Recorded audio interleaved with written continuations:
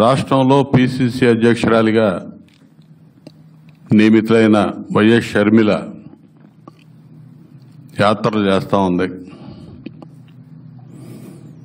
ఆవిడేదో వాళ్ళ పార్టీ తరఫున రాజకీయ పోరాటం అని చెప్పి మొదలుపెట్టింది.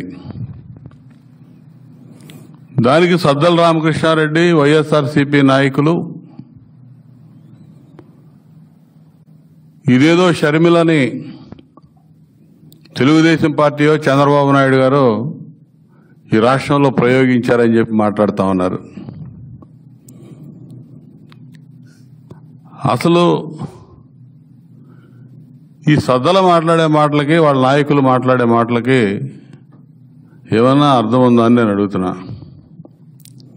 ఎవరు షర్మిల? ఎవరో వైఎస్ షర్మిల, విజయమ్మ గారు, బ్రదర్ అనిల్, వీళ్ళందరినీ ఏ విధంగా వాడుకున్నాడు జగన్మోహన్ రెడ్డి 2014 ఎన్నికల ముందు కానీ 19 ఎన్నికల్లో కానీ ఏ విధంగా వాడారు వీళ్ళు?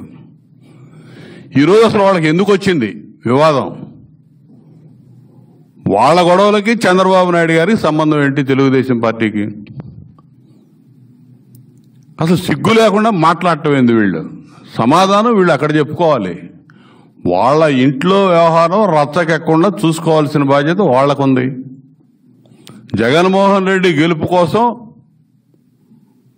నేను జగనన్న వదిలిన బాణాన్ని అని చెప్పి రాష్ట్రం మొత్తం పాదయాత్ర చేసింది షర్మిల. ఒకప్పుడు 14 ఎన్నికల ముందు ఆయన జైల్లో ఉంటే, 2019 ఎన్నికల ముందు ఎన్నికలప్పుడు రాష్ట్రం మొత్తం పర్యటనలు చేసి వాళ్ళ అన్నయ్యను గెలిపించమని చెప్పి